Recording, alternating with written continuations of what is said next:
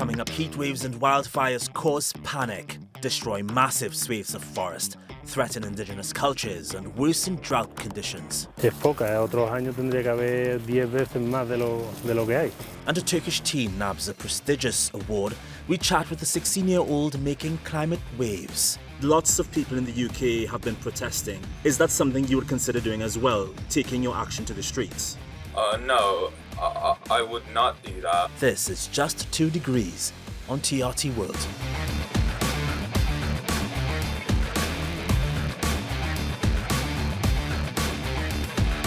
This year's heat waves hit differently, experts say, with a 50% increase in the number of global heat warnings issued to the public in 2023 compared to last year. Public safety company Everbridge collaborates with government entities to supply alerts via text messages, phone calls or notifications. The company says that as well as a greater need for health alerts, there's been an increase in demand for cooling centres and shelters, especially for the homeless and other vulnerable people. You know, we've seen from last year to this year an increase not only in the length of heat waves, but the coverage, right? So moving further across the country, moving further north than the typical southern heat exposures. And those are obviously concerns for when you look at it from a climate change condition all the way up to even just a public alerting, right? The amount between June 24th and just June 30th, there was a rise and it peaked kind of in the, June 29th timeframe with little over 750 weather alerts specifically geared toward air quality and heat. These are unusually high. We don't typically see them. They do trail off a little bit towards the beginning of July, but as July continue to move on, they're spiking back up. So these are some of the things that we monitor from a risk analysis perspective. We actually have employees who, are stationed around the world, specifically looking at different risks that impact residents, impact businesses. In the US Southeast, unique African-American cultural groups exist. The coastal culture and livelihoods of the Gullah people in the Carolinas, as well as the Geechee in Georgia and Florida, they're all feeling the heat, possibly more than most. The Gullah Geechee people. They're the descendants of West and Central Africans once enslaved on coastal plantations. Now they're coastal communities, long isolated from mainstream culture, with a unique language, art, music, cuisine, and more. We survived. We lived up the land because you got to understand, there was a time that we didn't have anything, and the land provided everything that we needed to live and grow. The land cooled us, gave us heat, and made our clothing for us. So the land is very important to us.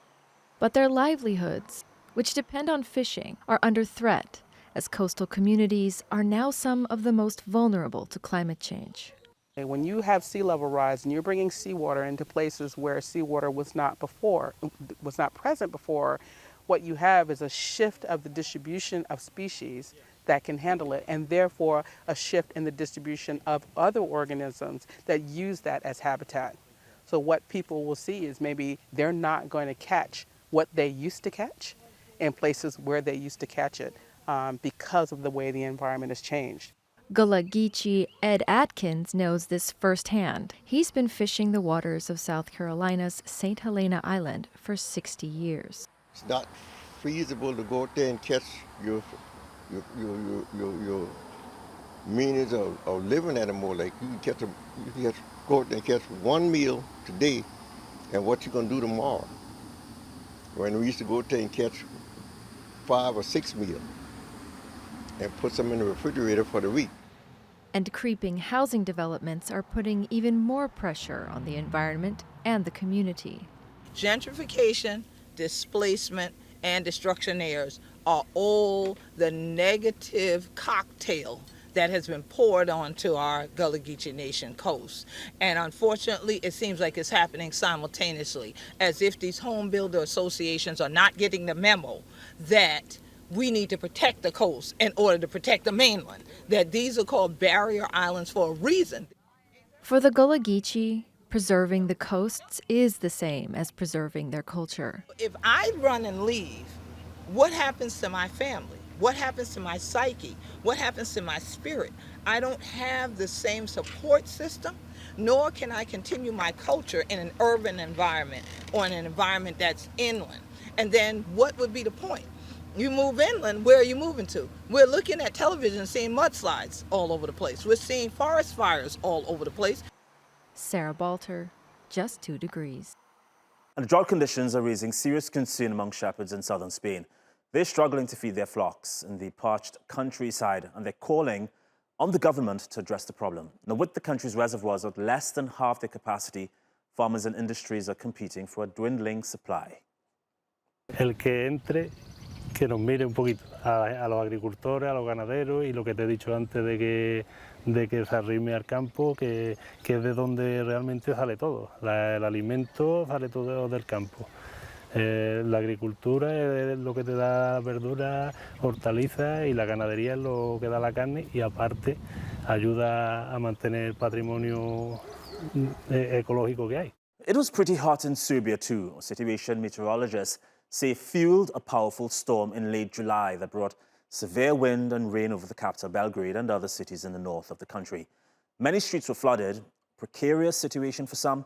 The heavy rain and gusts of strong winds also made road visibility extremely poor at times. The extreme weather came after several days of sudden storms that hit the Western Balkans following a heat wave. Emergency services in Slovenia, Croatia, Bosnia and Serbia scrambled to restore electricity and clear debris. And an orange alert was issued in India in late July for all coastal districts. The city of Hyderabad faced heavy rain, traffic snarls and waterlogging. Record monsoon rains killed more than 100 people in the north of the country in that month as the water caused roads to cave in and homes to collapse. There's been about 2% more rainfall this year than normal, according to the weather agency. Monsoons in general are becoming more erratic. दरी कोसळली ती त्यांच्या घरा पण कळत नाही एवढी दरी कोसळली ते त्याच्यात अडकून राहिलेत ते 10 लोक घर कुटुंबच गेला 10 लोक गेली त्यांची कोणीच नाही राहिला त्यांचा सोयरनाथ आमचा कोण नाही राहिला मोडला आमचा सोयरनाथ आमचा सगळा बुडला आता. In Brazil, over 100 million bees, some belonging to endangered species, have died after exposure to a pesticide that was illegally applied in the western state of Mato Grosso. The state's Farm Defense Institute found that at least 600 hives were contaminated by the pesticide fipronil. Brazil allows fipronil to be used on crops, but air spraying is banned. The farmer responsible has been fined over $47,000. Nós não fechou ainda as contas quanto de prejuízo. Eu sei que para nós retomar a atividade vai muito tempo. Talvez uns 5 anos para ter o que nós tinha já programado. Here's some good news. A 16-year-old Turkish-British climate activist has won a UN Youth Achievement Award for his work. Muhammed Safa was also named the first young Green Mayor of Watford Municipality in England last year. He got the award because of his Plant for Life project, which aims to encourage students to regularly plant seeds. Muhammed also organizes educational meetings at primary schools to teach other young people about the importance of plants to the planet. Kaya and his team have a big goal to reach more than 10,000 students at around 30 schools and plant over 1 million trees. So firstly, congratulations on your award. Thank you.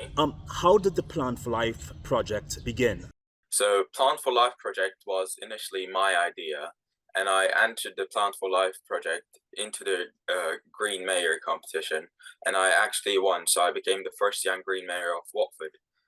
And then we wanted to bring this project to life, and of course working with companies such as Veolia and Watford Borough Council allowed us to get funding, and we were able to plan the project and go to these schools to teach primary students about climate change. So exactly what does the project do aside from your teaching students about climate change? So the project provides students with seed packets that allows them to grow their first plants.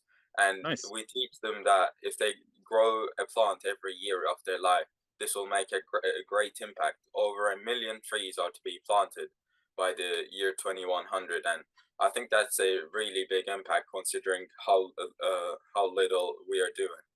And that's actually what we're teaching children as well. We're teaching them how small changes can lead to big changes in total. That's amazing, my friend. What's been the feedback like where you are in the UK and I guess maybe friends and family back in Turkey?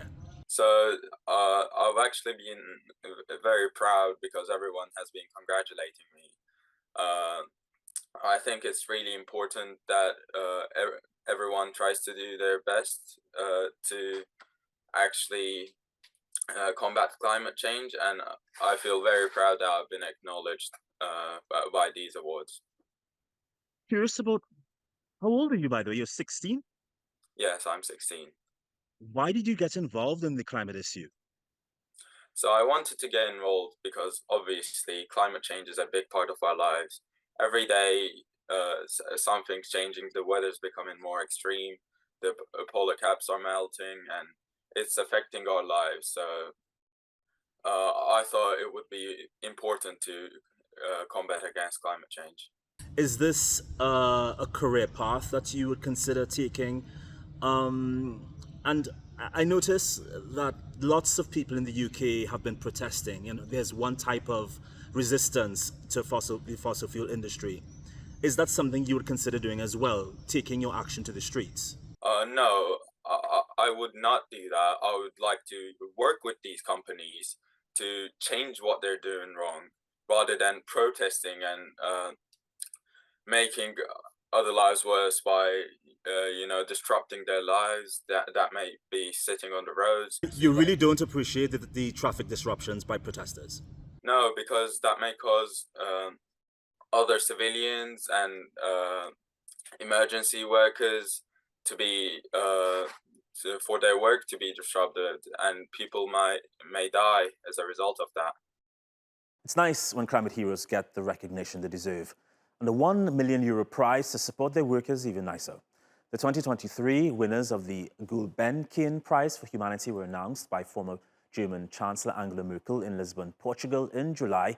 The prize went to leaders, activists and environmentalists taking action to fight climate change within their communities. Among this year's winners are Bandi Apai Janggut, leader of Indonesia's Sungai Utik community, as well as Cameroonian activist and agronomist Cecile Bibiane Ndjevet. They were chosen out of 143 nominees from 55 countries. Aku gagati udah nerima penghargaan, jadi aku tuh puas nyaga menua nyaga tanah. Nyaga menua nyaga tanah tuh tadi 50 tahun yang lalu. My special thanks to the Kaluste Gulbenkian Foundation for initiating this great prize. Together, let's make my dream of a green world with rural women a reality. Senhoras e senhores, o Instituto Terra é uma prova concreta de que juntos podemos salvar o planeta. And we got Cecile on the show. Cecile, congratulations on the award. Thank you very much. I'm very happy you can see that. Why does it make you happy? I'm extremely happy. I'm one of the happiest person now in the world, I think so. Talk about the work that you do within your community that led to you getting this award. Yeah, I think that for the past 20, 30 years, I have been working with rural women, mobilizing them in what we call sustainable management issues. And we started with sustainable management of forests. And then when the climate change issues came, we realized that forests could play a great role in addressing climate change. So we started with women to combat climate change by initiating some activities with restoration of the mangroves, restoration of the terrestrial forests, all these degraded forest areas, we have started restoring them by planting trees. So women have been planting millions of trees to try to get back the forest so that we can get back the environment, our nature, our biodiversity. That's what I have been doing. I think this is where I am, and that's why I have been awarded. I think so. That's a brilliant response. You said you wanted to make a greener world through the power of women, not in those words, but something similar. What role do you think women have in the climate crisis? Our dream is a greener world, as you said, and I also said it during the ceremony. And for that, we need women. Women have a great role to play into that. But the challenges they are facing is access to those degraded land. You can't believe that. You know, for example, my country, Cameroon, they committed themselves in restoring 12 million degraded areas by 2030.